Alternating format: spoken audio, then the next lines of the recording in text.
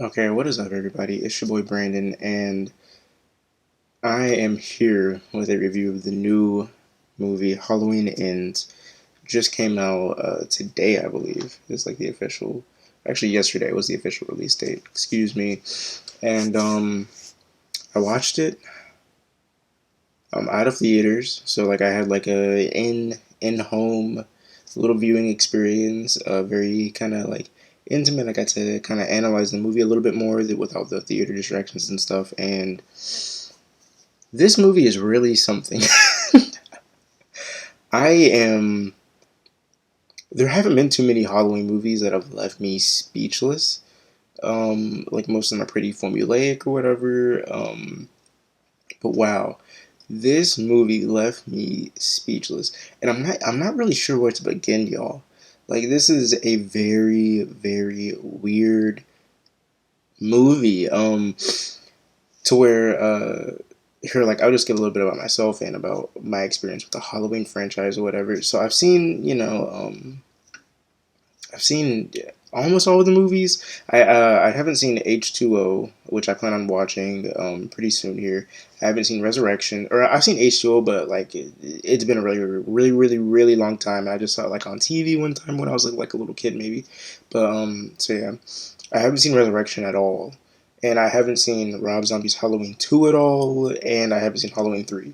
But besides that, I've seen every single movie in the series, including the new ones, which I somewhat liked. Actually, no. Let me take that back.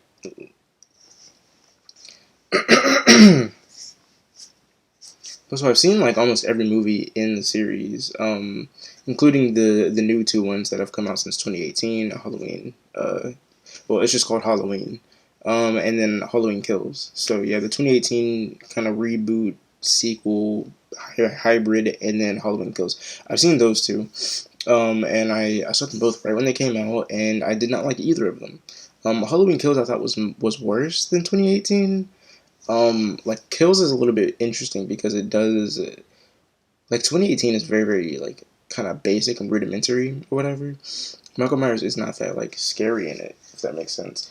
But Kills does things differently, but it's hard for me to decide whether or not those different things that are done are like good or bad. I guess it's like it's kind of hard for me to like decipher through that. I guess, and so yeah. But this movie on the other hand, they went with this movie a direction that I did not at all expect them to go.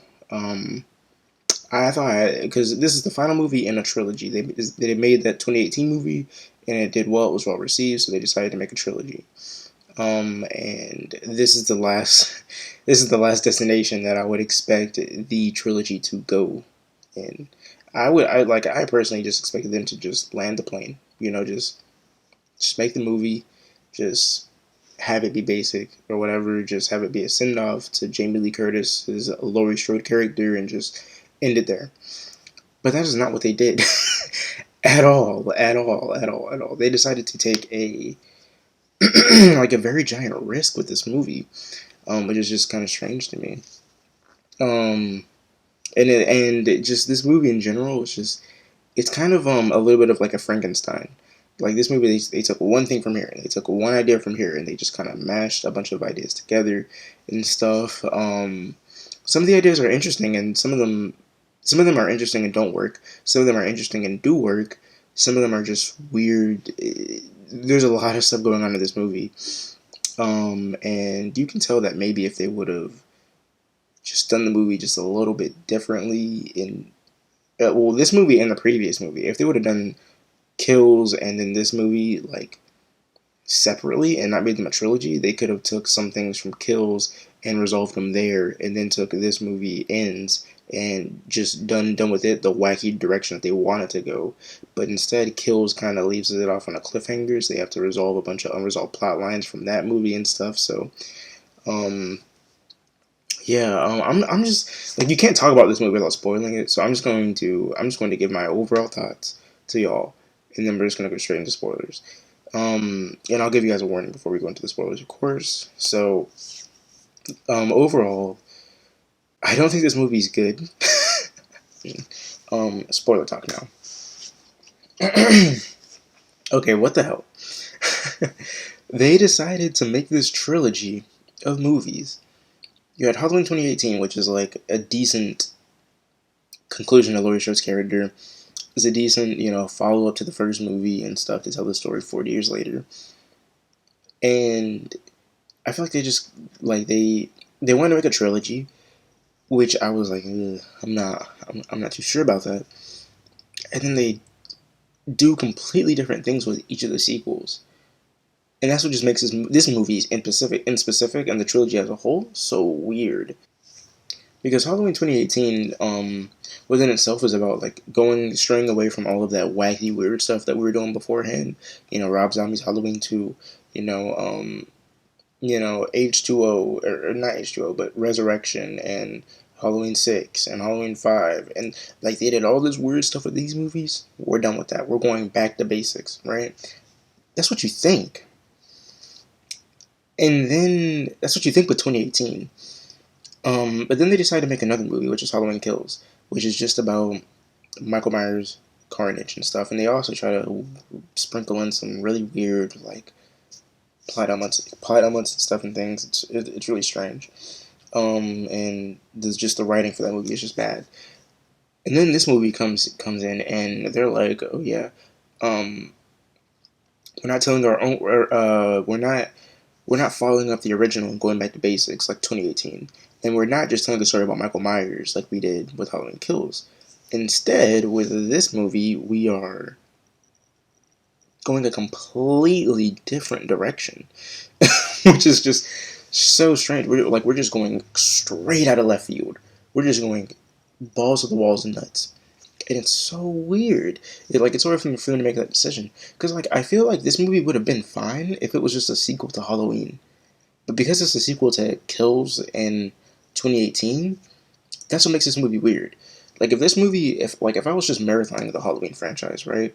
And let's say I finished Halloween 6, and then after I watched this movie, you know what I'm saying? Like in the original continuity before H2O comes in and messes everything up. If I watched Halloween 6, and then I watched this movie after, I think this movie would have been fine. This movie, like the direction they took things would have been perfectly fine, justified. It would have made complete sense. But instead, this movie is for some reason a sequel to Kills in 2018, and it doesn't at all make sense. So yeah, because basically they try to do like a copycat killer type movie, but also still have Michael Myers in it, and then so it's kind of like a copycat thing, but it's also kind of a passing of the torch type of thing. But then it's also like um, as opposed to a coming of age story like with Luke Skywalker or Jon Snow or like basically any MCU film like Spider-Man or whatever, or like Batman Begins, anything like that. As opposed to being a coming of age story, this movie is like a descent into darkness story, I guess. It's not good. I feel like if they just would have made a movie just about maybe Allison and Corey and sprinkled in some other characters and some other plot points or stuff, it could have been probably a good Halloween sequel. But that's not what they did. They tried to get the best of both worlds, and that's what I mean that by they tried to make a Frankenstein of a movie by having this Corey plotline, and then the and the thing with Laurie Strode, and then the thing with like the sheriff, and then like Allison's also there and stuff. It's just like you're trying to do too many things in 1 hour and 30 minute movie, and they shouldn't have, or maybe an hour 40 minute. I don't know. But yeah, I don't know. I'm looking forward to if there's like a producer's cut for this movie. Like I'm interested in the movie that they ultimately wanted to make. You know, I think this movie also kind of adds some weird things to the mythos of Michael Myers. Um, because like in this movie you get like Michael Myers is basically just living up under this bridge. He like after the end of Halloween Kills, he's just living up under this bridge. Like he wanted to go home. That was the point of Kills, and then he just doesn't. Instead of going home, he just goes and he's just living in this sewer up under this bridge with these homeless people who are just kind of chilling there. I don't know what he's eating. I don't know how he's. I don't know what he's drinking. I don't know how he's living. He's still wearing that damn mask. They're just living up under this bridge, and and just one day, Corey, gets beat up by some bullies, stumbles across him and stuff, and Michael Myers like doesn't kill him. He like chokes him a little bit or whatever. And like the old man, the hobo says that he usually kills people, but why isn't he killing you? We never find out really. Um, I think it's gonna lift up to interpretation, and Michael Myers is like while he's choking Corey, he like they like look into each other's eyes, and then he sees like everything that Corey's went through, and then Michael sees everything that he went through, or something. I'm not really too sure, but I thought Michael Myers was like transferring his evil essence into Corey at that moment. That's how I originally interpreted it. But then Michael Myers is still just present throughout the rest of the movie. So I don't think that's it. I think I was wrong. I think what happens is maybe Michael Myers sees himself in Corey. Like he sees what Corey's went through and that he has like an inner evilness. And he decides to take Corey kind of like under his wing because of that. I don't really know. I really don't know. And then Corey's just kind of like giving this dude Michael like people to kill and stuff, and it seems like Michael's regaining his strength or whatever, right? And so then I'm like, okay, is Corey trying to return Michael to his like former glory, or like what's going on here? But no, not really. And then like at the end or whatever, he like decides Corey decides that he wants to be Michael Myers, so he takes his mask. And then maybe I'm thinking at this point, I'm like, oh, is it the mask that gives him the power? Is Corey thinking that if he takes the mask, then he'll have the Michael Myers powers? But then he gets shot twice by Laurie, and you're like, no, that's not it either. So, what the fuck? I've went through all these scenarios that have happened and stuff, and I'm like, okay, is this it? No. Is this it? No. Is this it? No. Is this it? No. Is this it? No. And then Corey's dead, and then Michael Myers comes back into the movie, and then Laurie versus Michael, the end. So you never know what it is, what's right, what's wrong, what's the explanation, what am I supposed to derive here? I really don't know. Like, and that's why it's hard for me to have thoughts or opinions about this movie, because I feel like I was too stupid to understand it, kind of. And this is the same way that I feel watching Halloween 6. Sorry. Because watching Halloween 6, I was watching Halloween 6, and then there was just, I watched the producer's cut, by the way. And so there's just all this wacky, weird stuff going on, and I'm like, am I too stupid to follow this movie? What is happening? With the ending of the movie when Michael Myers runs off as the Man in Black, I was like, did he just, what is happening? Am I too stupid to understand it? Like, what's going on here?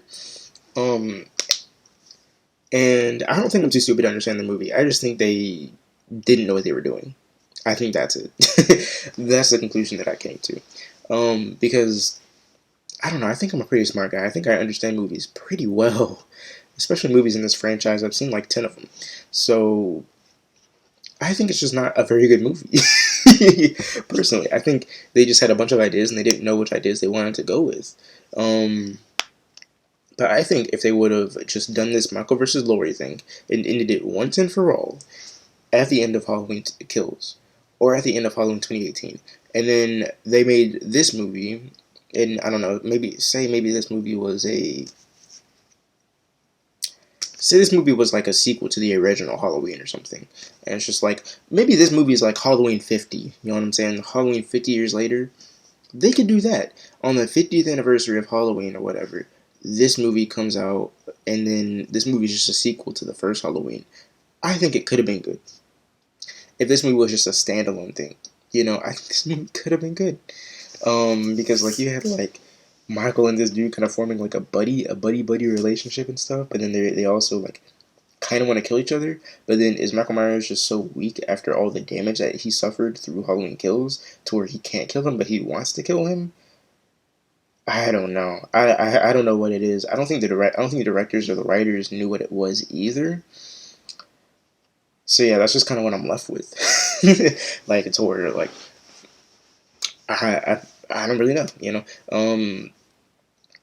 What are the answers to all these questions that I have? I don't really know. You know what I'm saying?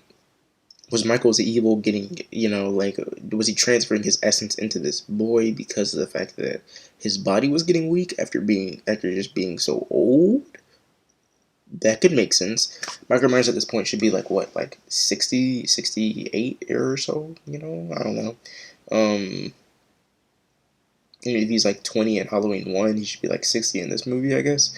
So he's like a 60-year-old man, so maybe his body's just getting weak and maybe that's it, whatever, because he suffered so much damage in Halloween Kills.